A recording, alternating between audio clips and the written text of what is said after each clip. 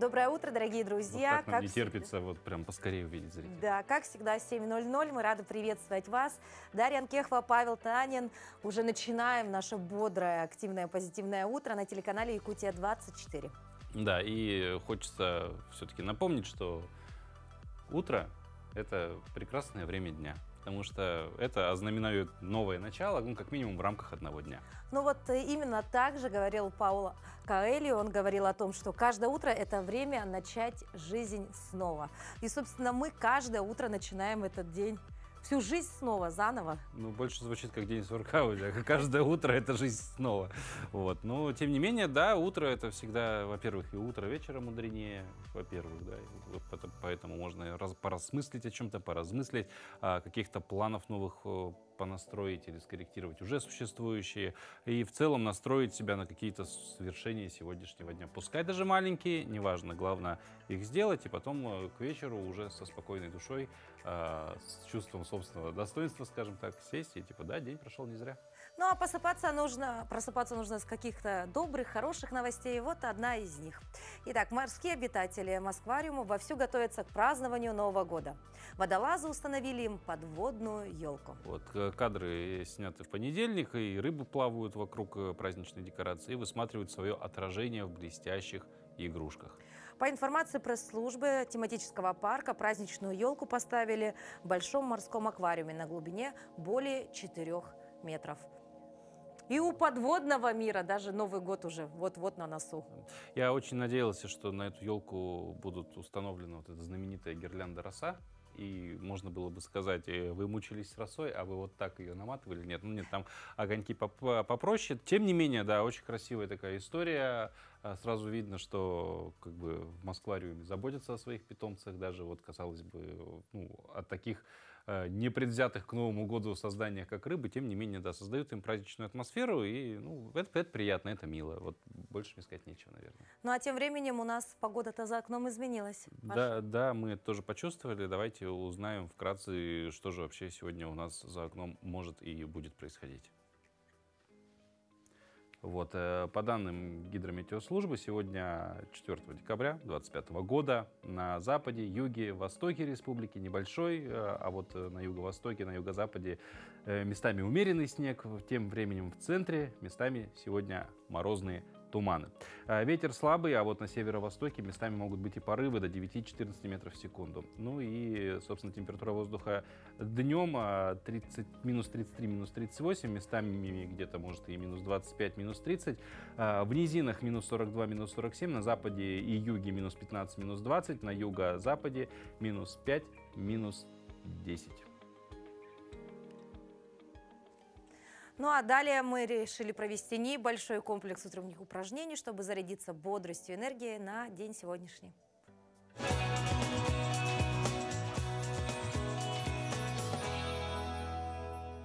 Всем доброе утро, и наше прекрасное утро мы начинаем с зарядки. Итак, сегодня мы опять же сделаем упражнения на все группы мышц. Итак, повторяем вместе со мной. Поехали!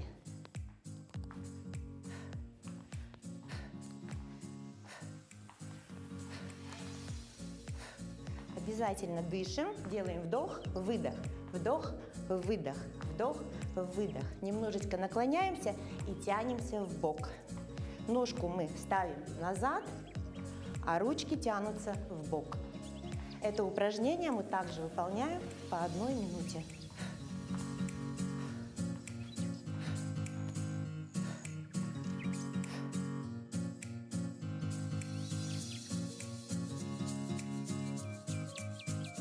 Следующее упражнение у нас также разогревает наши плечи, разогревает наши мышцы,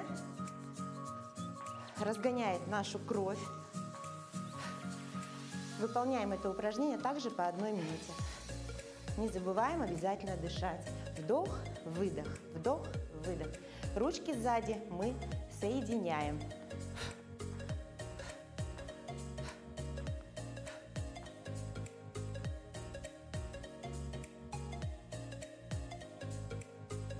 Следующее упражнение. Мы встаем на носочки и поднимаем ручки поочередно.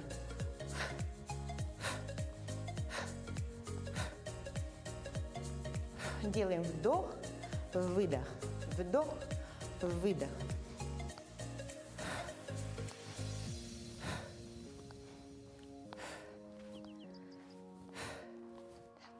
Ножки встряхнули, ручки встряхнули. Следующее упражнение у нас круговые движения руками перед собой. Немножечко включаем свои бедра.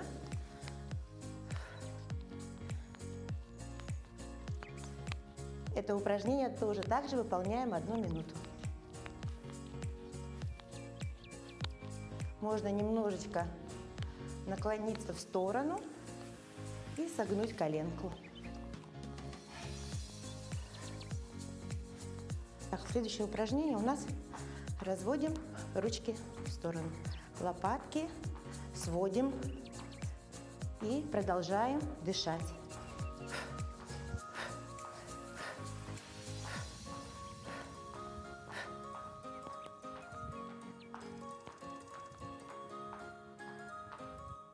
Этот комплекс мы выполняем друг за другом, без остановки. Каждое упражнение выполняется по 1 минуте. Если вы будете делать эту зарядку каждый день, то ваше тело точно проснется. Всем пока-пока. Ну вот я, например, проснулась даже просто от того, что наблюдала за этими упражнениями. Действительно мотивируют, заряжают. Ну и, наверное, многих наших телезрителей это тоже поднимает с кровати. Да, ну вообще научно вроде даже уже доказано, что чем больше мы делаем дел, чем больше деятельности, тем больше энергии в нас. И наоборот, чем меньше мы дел делаем, тем энергия вырабатывается, как говорится, по мере необходимости. Поэтому двигайтесь, занимайтесь чем-то, и энергия у вас обязательно будет. Ну вот одни из самых энергичных людей на нашем телевидении – это новостной отдел, потому что они следят за новостями 24/7 и уже прямо сейчас готовы рассказать нам, что же произошло на территории республики и за ее пределами.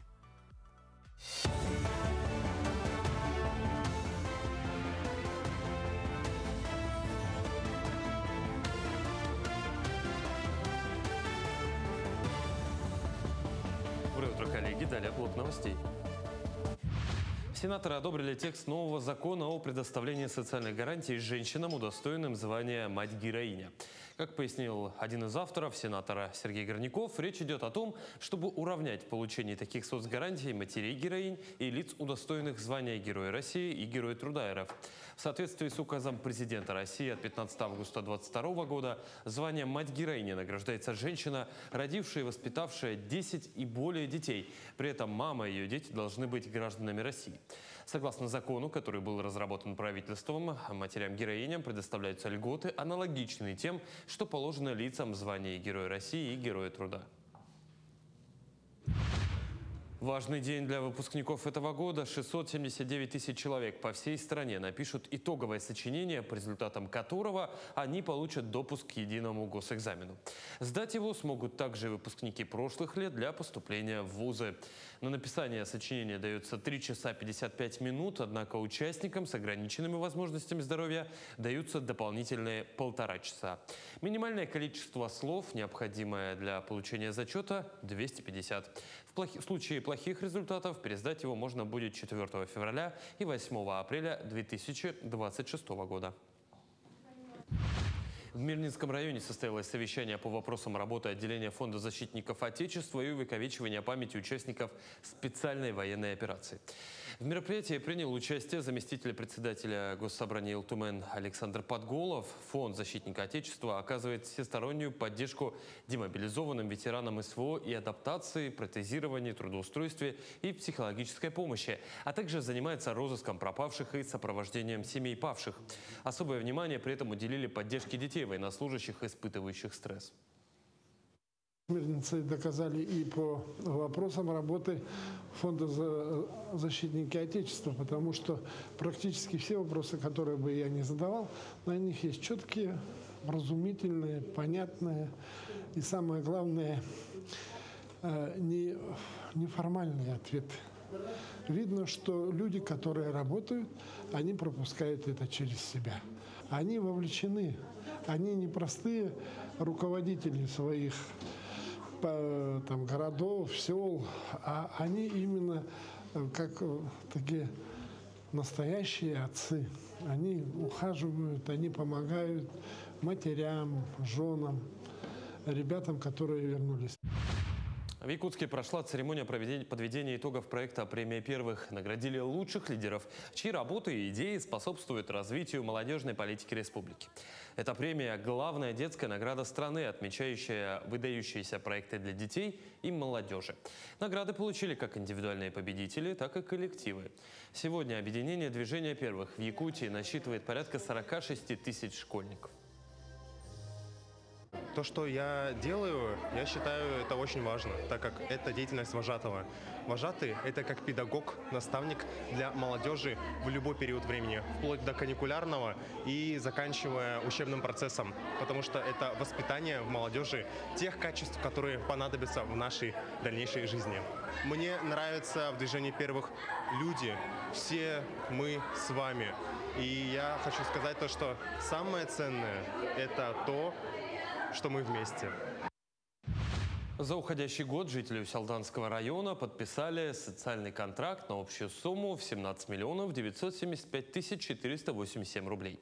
Всего контрактом воспользовались 58 семей. Из них 12 потратили его на соискание работы, 35 для создания собственного бизнеса и на ведение личного подсобного хозяйства, 11. В том числе отец 3 детей получил 350 тысяч рублей и с октября начал кузнечное дело по варганным изделиям. Социальный контракт – это не просто материальная помощь, это поддержка семьям, оказавшихся в трудной жизненной ситуации, раскрыть свой потенциал и построить успешное будущее. Ну, мы продолжаем наш утренний эфир, и вот многие люди в зимний период не могут сделать элементарных вещей. Просто проснуться утром, выпить кофе или даже просто встать с постели. Да, любые самые простые действия становятся для них настоящей пыткой, а иногда один простой, но очень интересный вопрос от ребенка может запустить работу мозга, заставит поискать ответ, например, в гаджете, либо вообще останется незакрытым гештальтом на целый день. Порой наши дети задают такие вопросы, что нам, взрослым, не всегда получается найти на него ответ. А вот наш учитель знает все.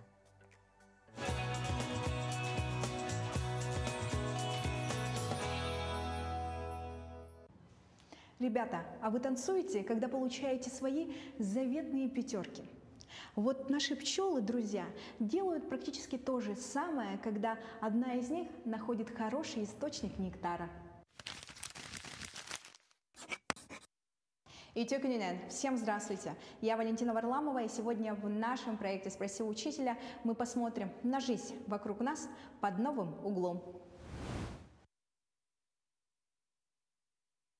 А в этом нам поможет учитель биологии и химии городской классической гимназии номер 8 города Якутска Владлена Юрьевна Макарова. Владлена Юрьевна, пожалуйста, первый вопрос. Здравствуйте. Я Кычкин Александр, ученик 11 класса Кобякской средней школы Кобякского района. Скажите, пожалуйста, почему мы зимой чаще болеем, ведь вирусы от холода не появляются? Александр, спасибо за вопрос. Конечно, зимой вирусы не появляются из ниоткуда, но наступает идеальная среда для них. Во-первых, холод ослабевает слизистую оболочку нашего носа, которая обычно нас защищает от вторжения вирусов. Во-вторых, в зимний период времени мы больше проводим в закрытых помещениях и общаемся с другими людьми, что облегчает передачу вируса. И в-третьих, зимой меньше солнечного света, соответственно, меньше витамина D, который важен для нашего иммунитета. Таким образом, зимой наступают идеальные условия для вирусов, и им легче найти дом в нашем ослабленном организме. И, внимание, пожалуйста, на второй вопрос. Здравствуйте, я Егорова Валентина, ученица 10 класса Кусюрской школы Булунского района. Скажите, пожалуйста, почему мы не стареем и почему организм не может себя чинить бесконечно? Очень интересный вопрос. Да, действительно очень интересный вопрос. Спасибо. Старение – это процесс накопления повреждений на клеточном уровне. Наши ДНК постоянно подвергаются различным атакам, либо от собственных метаболических процессов. Также клетки имеют ограниченное количество делений, и белки также теряют свою форму. И, соответственно, из-за этого суммарно наш организм стареет и не может чинить себя бесконечно. Владлена Юрьевна и наш завершающий третий вопрос. Пожалуйста. Здравствуйте, меня зовут Асина Захарова, я ученица 4 класса 17-й школы города Якутска. Скажите, пожалуйста, почему мы зеваем, а зевота передается другим людям? Действительно. Да, очень интересный вопрос, спасибо. Одна из главных теорий возникновения зевоты – это то, что наш мозг таким образом охлаждается. Когда наш мозг перегревается из-за усталости, скуки или, например, стресса, когда происходит глубокий вздох при зевоте, наш мозг таким образом снижает свою температуру. В древности думалось, что это происходит из-за того, чтобы сигнализировать группу людей о том, что происходит смена активности или готовности к отдыху. А почему это заразительно? Это заразительно, потому что у нас в мозге есть зеркальные нейроны. И когда мы видим, как какой-либо человек или слышим, как какой-либо человек что-либо делает, это побуждает нас делать то же самое. Соответственно, когда мы видим, как человек зевает, у нас включаются наши зеркальные нейроны, и это нас побуждает просто повторить это действие. Владлена Юрьевна, благодарим вас за ваши ценные и понятные объяснения. А вы, дорогие ребята, смело задавайте вопросы и исследуйте мир вокруг. Спроси учителя и запускай цепную реакцию знаний. Здорово. Ну и я вот, например, отдельно люблю эту рубрику, потому что действительно порой вопросы такие очень серьезные, о которых мы, взрослые, вообще не задумываемся, но в них есть какая-то истина. Ну, как бы это с одной стороны, с другой стороны, слышишь объяснения, которые ты можешь, например, ребенку объяснить. Потому что иногда к тебе подбегают, спрашивают, почему то-то, а ты уже такой с высоты знания физических законов, ну там преломление, вот начинаешь манипулировать такими, оперировать такими терминами, и становится объяснять очень трудно. А тут можно почерпнуть, да, как можно объяснить просто. Все очень просто. Ну а за окном уже декабрь месяц, и нам так хочется уже побыстрее самого главного праздника. Есть, например, растения, которые, казалось бы, созданы для Нового года. Они наполняют дом какой-то особенной атмосферой зимнего праздника, эффектно вписываясь в гирлянды и елочный декор. А есть просто те, что расцветают как раз в то время, когда за окнами бушуют метели и такая унылая тьма за окошком. Ими так приятно украсить подоконник или подарить лето в горшочке близкому человеку.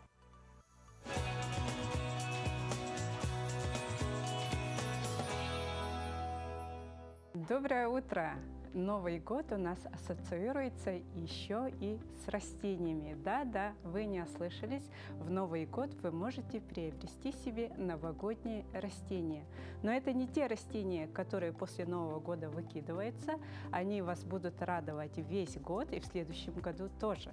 Это, во-первых, может быть вот такая ель коника. Если вы себе не можете приобрести большую елку, то вы можете взять вот такую маленькую в горшке, которую вы летом можете посадить у себя на участке.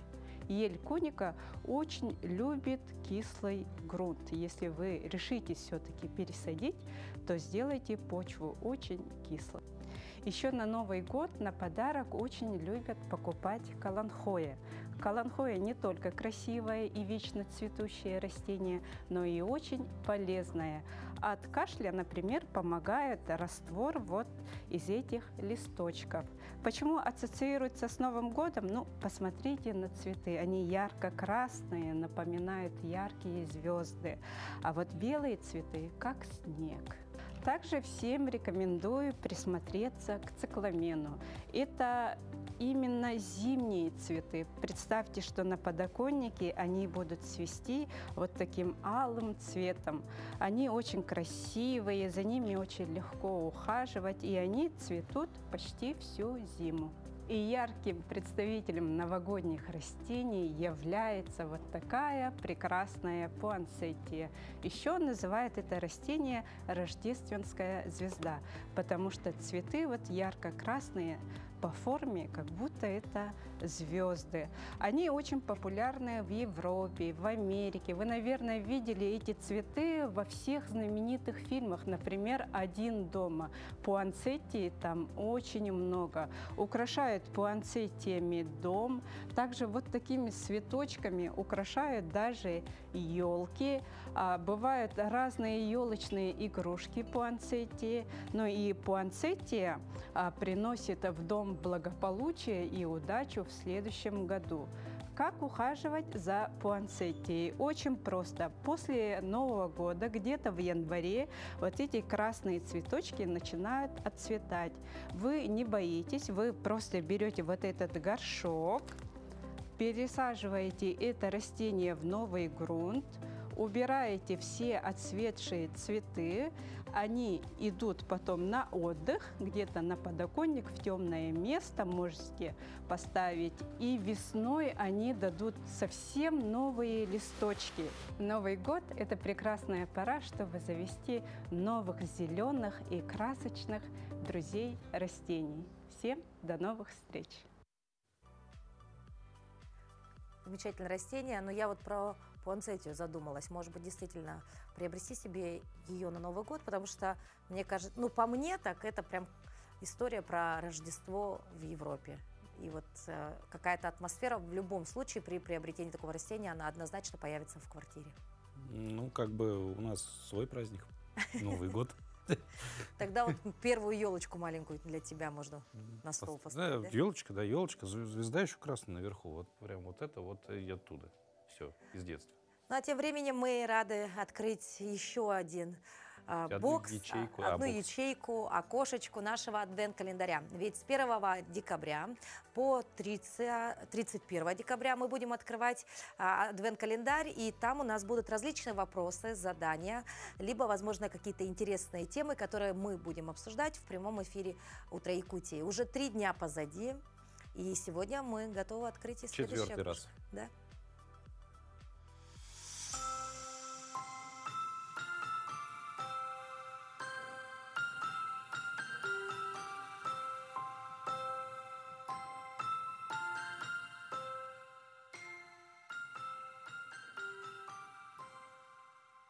Ну а вот что у нас сегодня будет? А сегодня у нас будет мерцание гирлянды, запах мандаринов, советские фильмы и коробка со старыми, но очень важными игрушками. С этими образами у всех у нас ассоциируется, у многих из нас ассоциируется Новый год детства. А в советское время новогодние украшения были не просто декором, а настоящим отражением эпохи, ее идеалов и устремлений. Сегодня ретро-игрушки переживают второй пик популярности, становясь желанными объектами для коллекционеров и модным элементом праздничного декора. С одним из коллекционеров встретилась наша коллега. До сих пор на них не могу найти информацию, когда они были созданы. Но факт то, что девочка в русском комплекте и девочка в якутском комплекте. Это очень-очень символично. Такого рода раритеты, конечно, сегодня большая редкость. Но игрушки советской поры, с которыми связаны самые теплые детские воспоминания, у современных бабушек-дедушек и даже мам и пап еще можно найти в любой домашней кладовой. Самыми стандартными игрушками были шары, но в дальнейшем, когда стали развивать производство, появились персонажи с наших литературных произведений, кинофильмов. Например, после цирка появились клоуны, собачки, обезьянки. Но в каждой коллекции самым желательной игрушкой было изображение Деда Мороза. И обычно их было мало. Там Мальвин, Хаттабыча, Деда Мороза, их раскупали быстро. И поэтому это были дефицитные игрушки. Новогодняя пора у Надежды самая любимая, еще и потому, что в начале января у нее и старшего брата дни рождения. Вспоминает свою первую большую профсоюзную елку для детворы. Именно в январе 2 числа родился мой старший брат Сергей. А спустя 6 лет, 3 января, родилась я.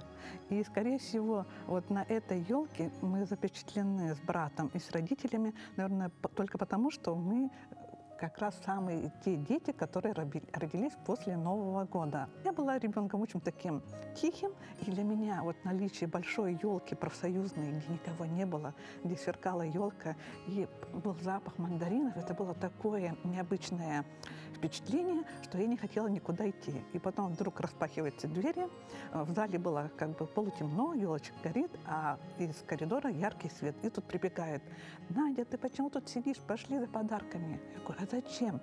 Мне тут хорошо». Нет, а подарки-то вручали каждому ребенку. В коллекции «Надежды» и игрушки советской поры, начиная с 50-х годов.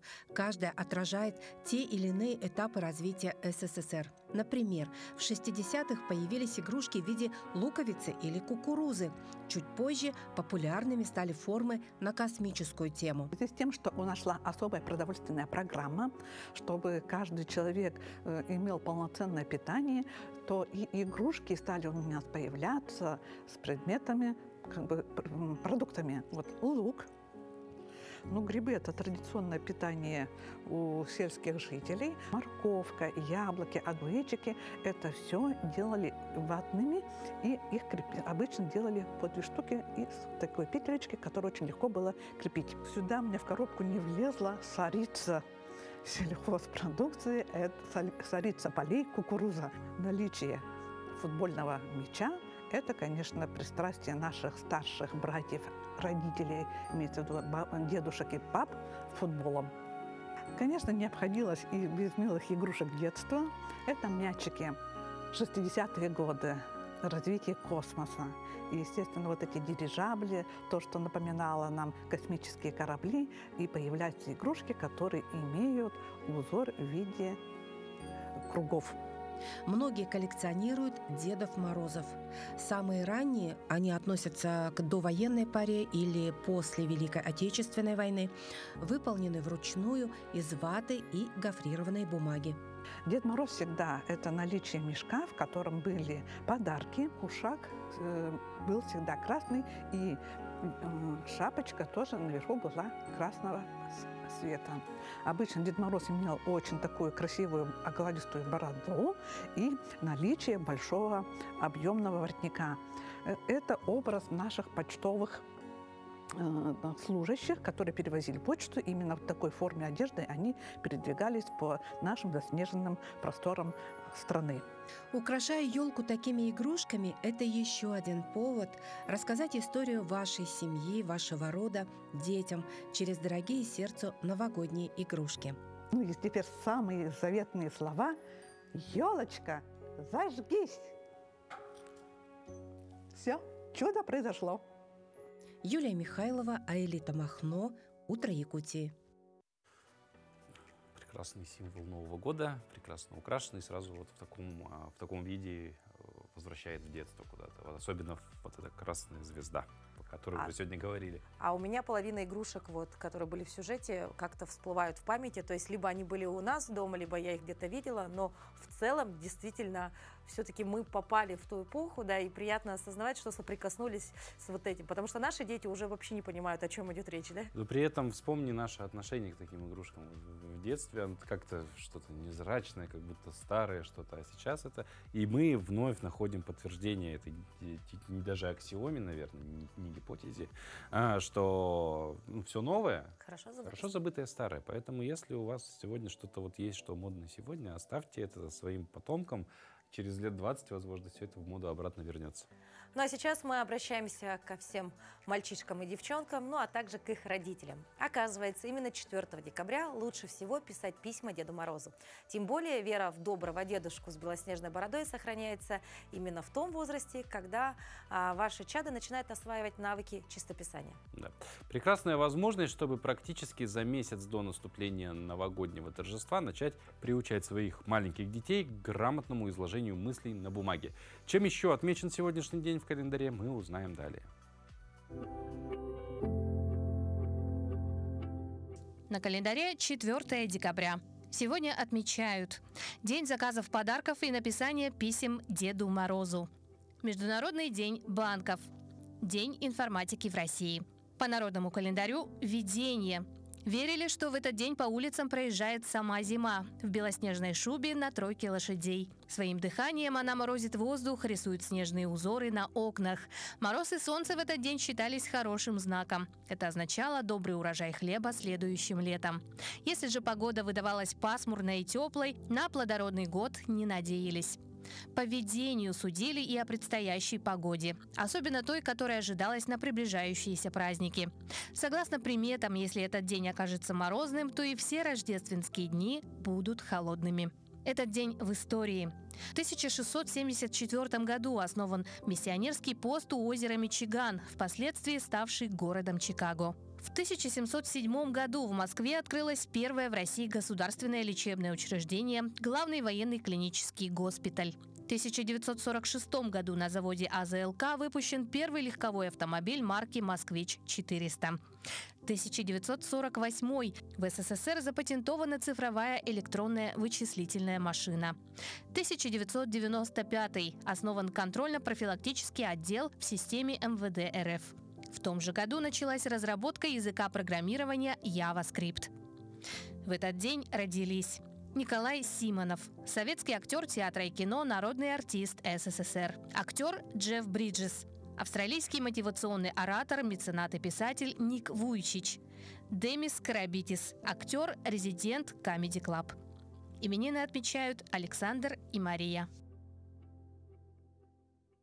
Сегодня именины такие прям...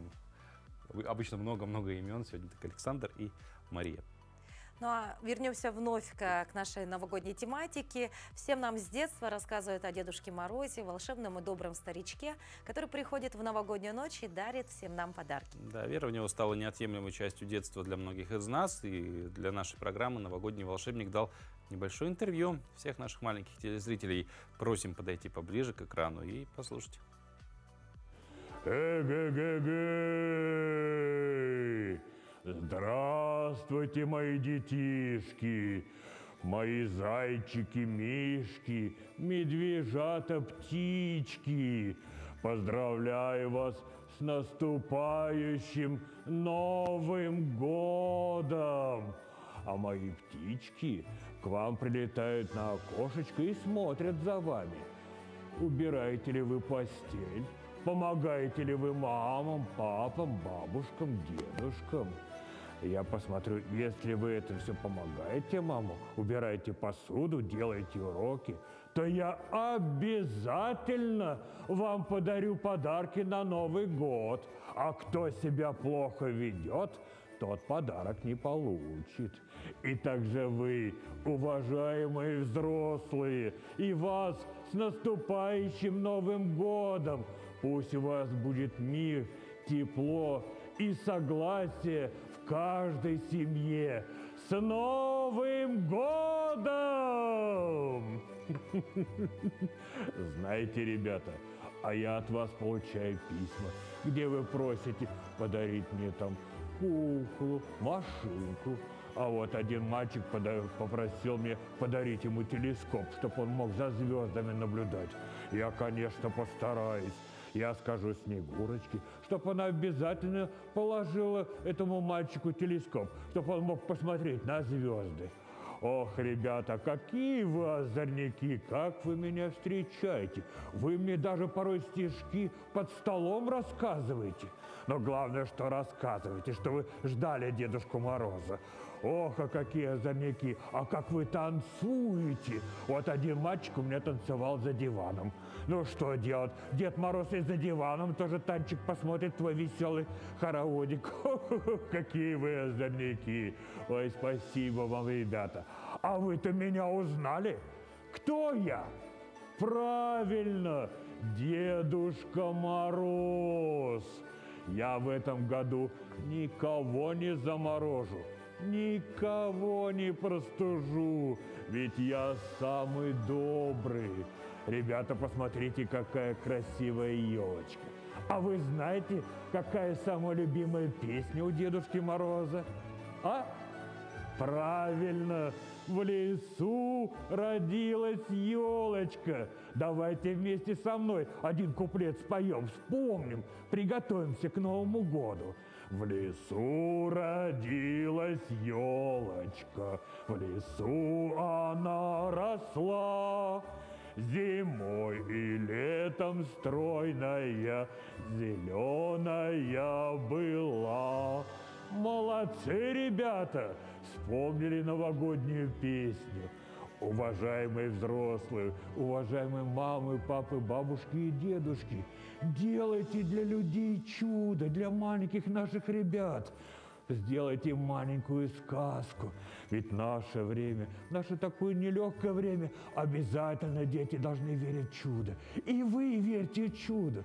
Ведь обязательно, кто верит, оно наступит. С наступающим Новым годом вас всех! Счастливо! Ну, какой красавец, согласен, да? Ну, мне вообще внешний облик Деда Мороза – это что-то уникальное, это вот что-то неповторимое. Ну, там хорошая такая комбинация цветов. Ну, а вообще, вот интересно, если бы у тебя была возможность поменять, изменить вот внешний облик, да, лук, как говорят, да? Ну, Деда Мороза? Готовить не умеет, говорит, лук – это одежда. Кто умеет, говорит, лук – это овощ.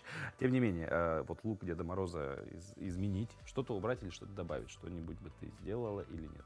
Ну, мне кажется, и не надо ему ничего добавлять. Это же вот классика. Это уже идеально. Это идеально. Я думаю, как можно поменять ему шапку, как поменять бороду или его такой кафтан. Зачем? Вот какой он есть, такой он пускай останется на веки века. Лоск у него свой присутствует. Да. Ну, вообще сильному полу повезло, мужская мода, она консервативна.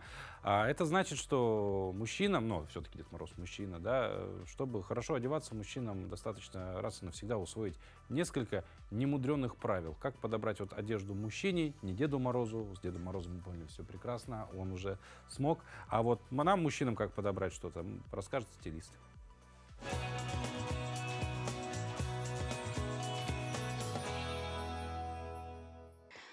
Доброе утро, дорогие друзья! Меня зовут Дарья Габышева, и это ваша любимая рубрика о моде и стиле. И сегодня мы с вами поговорим о трендах для мужчин, потому что мужчины часто игнорируют тренды, но мы этого не допустим. Мы будем следить за тем, чтобы наши зрители всегда были самые модные и самые стильные. Давайте же посмотрим, что нужно выбирать мужчинам в предстоящем зимне-весеннем сезоне. Первый особенно важный ориентир будущих сезонов – это винтаж. Все потертое, немножко состаренное.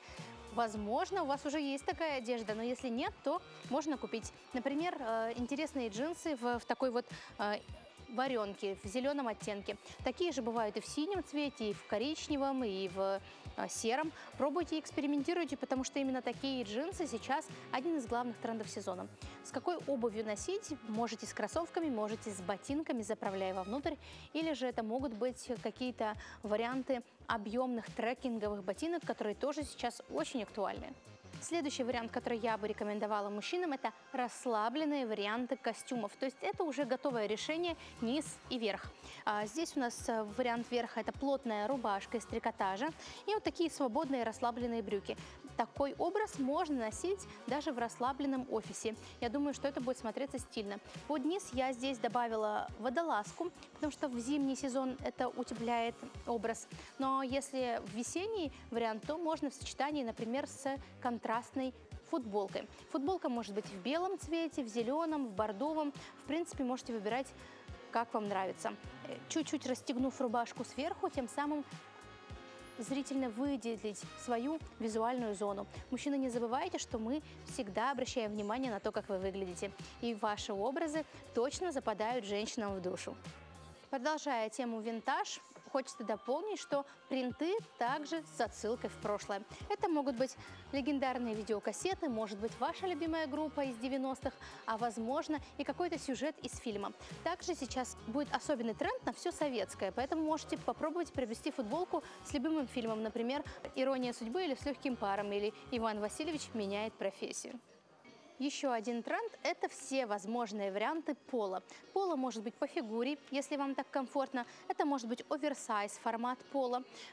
Все варианты будут пригодны. Пробуем и смотрим. Мне здесь нравится то, что это полоска, возвращаясь к теме про винтаж. Здесь у нас немножечко тема 70-х, 80-х прослеживается. Такое поло можно носить в сочетании с футболкой или даже поверх классической синей или белой рубашки. Тем самым у вас будет образ американского студента. Стиль называется преппи. Можно подворачивать рукава и по-разному стилизовать. Не забывайте, что вещь в первую очередь должна отражать вашу индивидуальность, и вам должно быть в ней комфортно.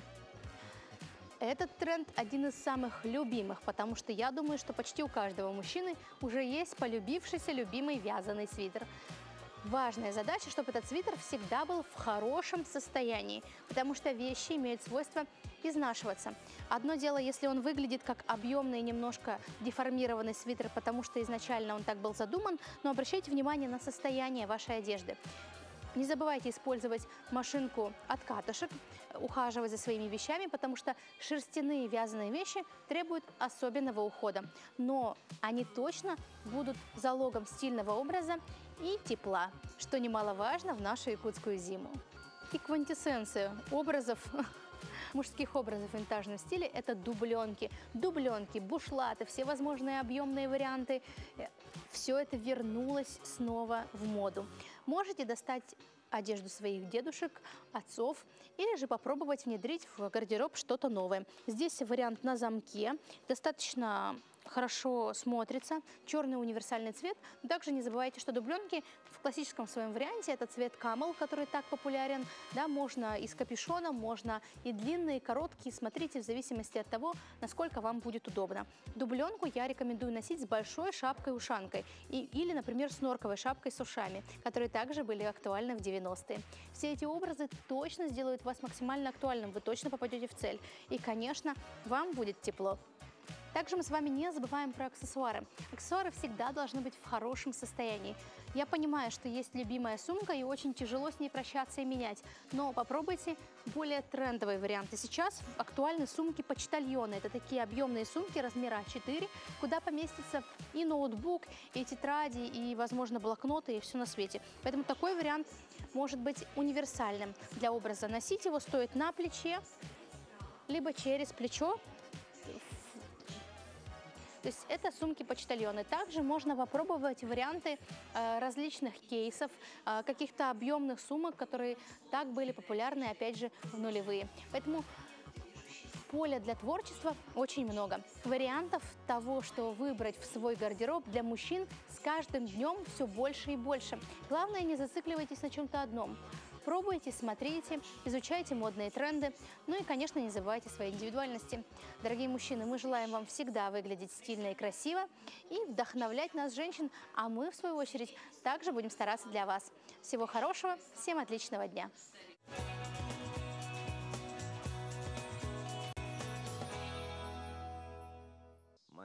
Смотрите в кинотеатре «Центральный» с этого четверга. «Человек-бензопила. История Резе». Это продолжение первого сезона популярного сериала «Человек-бензопила». По сюжету главный герой влюбляется в девушку по имени Резе. Однако ему предстоит узнать, что ее прошлое скрывает мрачные тайны. Критики остались в восторге. Продолжение одноименного аниме стало лидером местного проката, обойдя «Черные телефоны» и другие картины. Общие сборы картины достигли отметки $100 миллионов.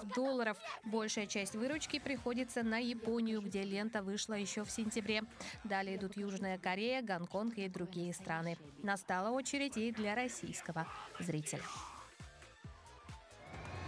Хопси Уайлд преследует подозреваемого. В сторону салаги! Теперь мы! Давай, шипы! Еще один мировой прокат рвет мультфильм «Зверополис». Вторая часть. Сюжет сиквела строится вокруг нового дела, за которое берутся Джуди Хопс и Ник Уайлд. Провалите это задание, и конец вашей команде. В город заявляется таинственная рептилия, и Зверополис моментально перестает быть спокойным местом. Чтобы разобраться, что происходит, напарникам приходится работать под прикрытием и разъезжать по самым разным районам города. Раскроем новое дело, и все запомнят наши имена. Ищите рептилию, вы обратились по адресу. Мы желаем вам отличного настроения и приятного просмотра. Нужно сваливать. Привет, Блиц! Блиц, скорость без границ! Подвезешь по-быстрому? Нет. Проблем. Зверополис 2.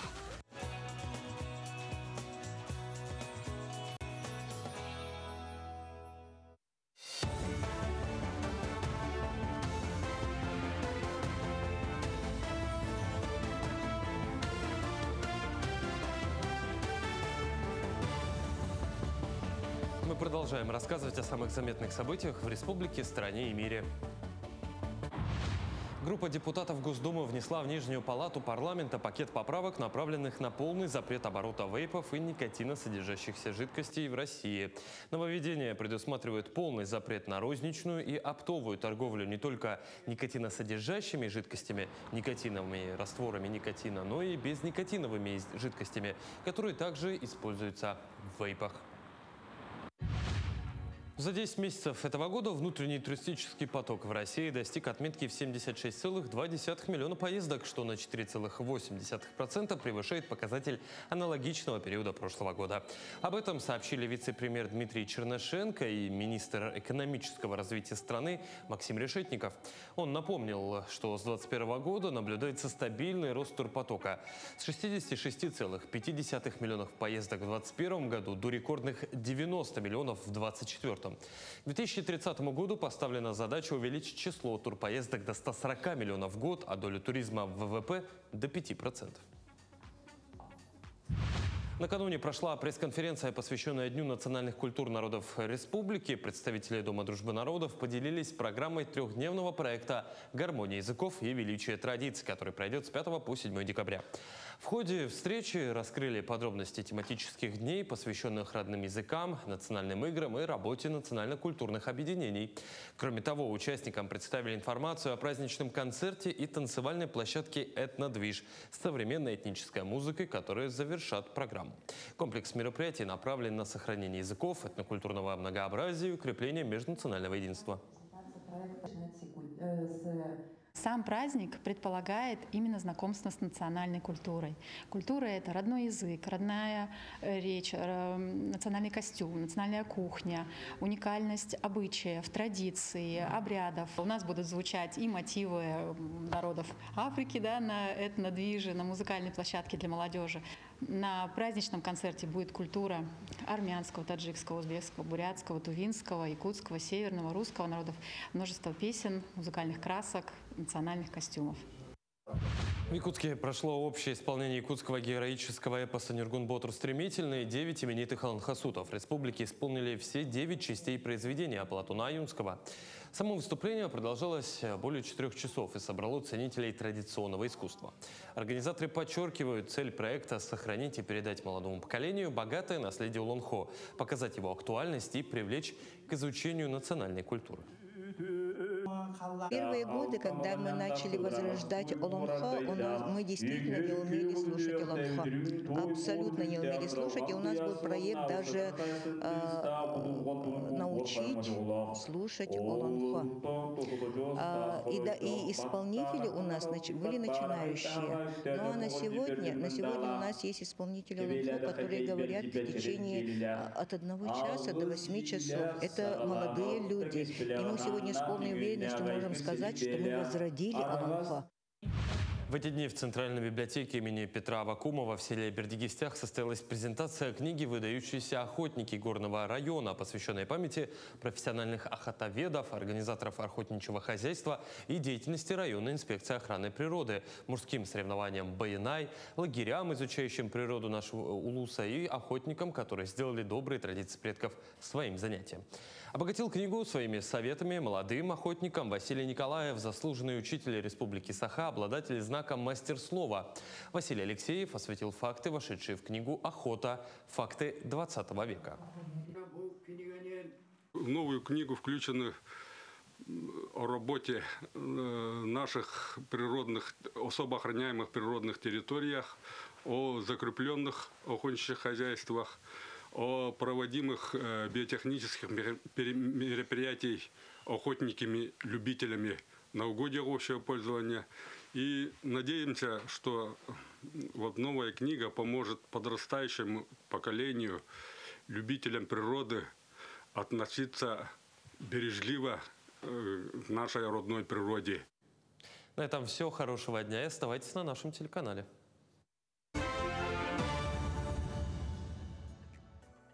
Ну а сегодня, 4 декабря, состоится премьера детского спектакля «Снежное пророчество». Это такое очень интересное событие, и сегодня подробнее о нем мы поговорим с Захаровой Екатериной Владимировной, отличником культуры Республики Саха-Якутия, художественным руководителем студии танцевального искусства «Маска» при Государственном театре КМНС. Доброе утро. Доброе утро. Вот. Ну, это премьера «Снежное пророчество». Как вообще рождалась идея? Почему решили поставить именно такой волшебный зимний спектакль? Хотя, наверное, как-то с Новым годом это все-таки связано. Да, конечно. Идея родилась еще давно, в прошлом году, в прошлом сезоне. Наш театр, театр коренных малочисленных народов Севера, давно хотел поставить для нас, для наших детей спектакль. И в этом году у нас получилось, что они вот нам его дарят. И это большой эксперимент тоже. Смогут ли дети, потому что дети, они же, в общем, танцуют у нас. Никогда не говорили, никогда не танцевали. А тут у нас получается, с весны мы начали, режиссер начал писать сценарий, художник начал рисовать образы, костюмы, персонажи уже примерно роли распределили.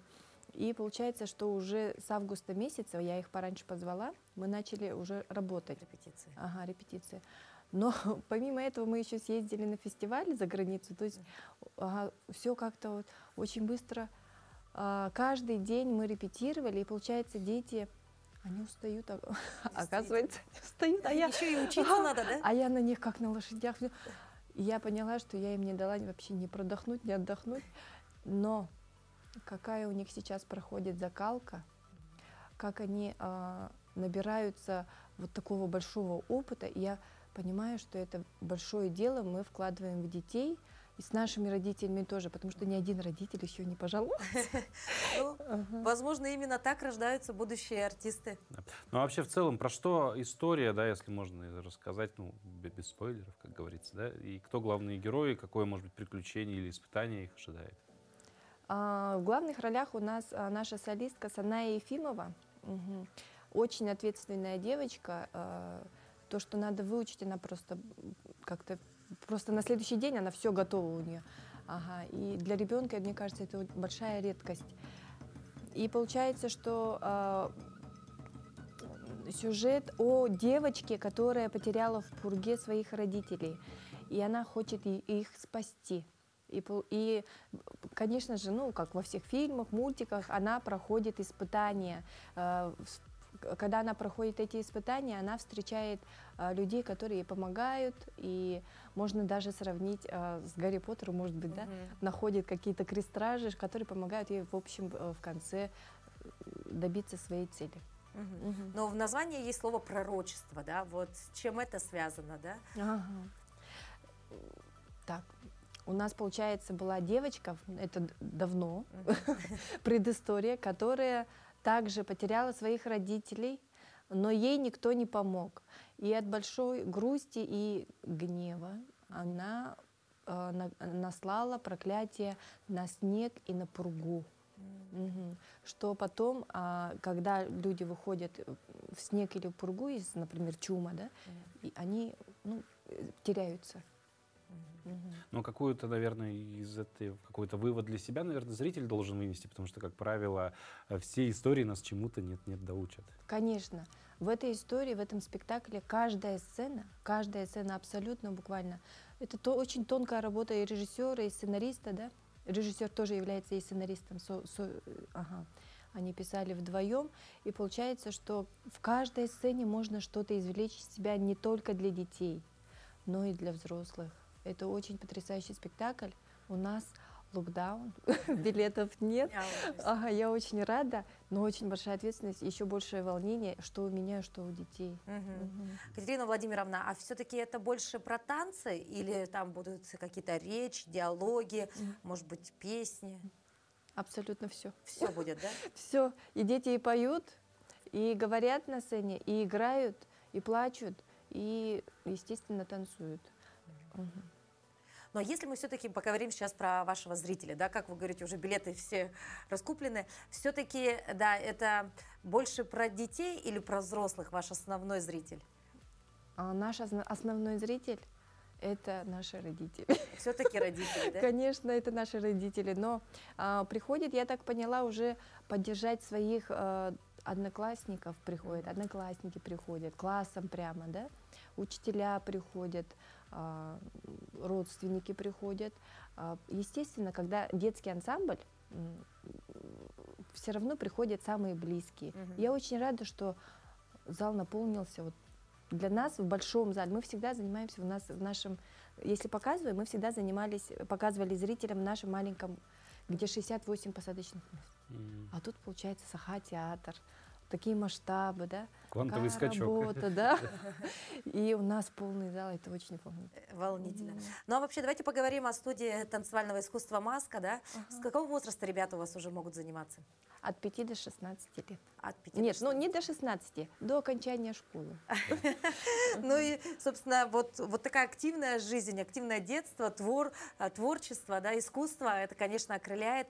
Мы приглашаем зрителей пригласить, да, посетить «Снежное пророчество», потому что... Ну, а вам, Катерина, желаем, конечно же, чтобы все сегодня на ура прошло. Это большое вам спасибо. Премьера. Ну, а вам, дорогие зрители, желаем также прекрасного дня, чтобы вот мы поговорили о том, как была поставлена цель, к ней шли, работали, и все сегодня получится. Чтобы у вас тоже так же все получилось. Увидимся завтра в это же время на телеканале «Якутия-24». До новых встреч, всего доброго.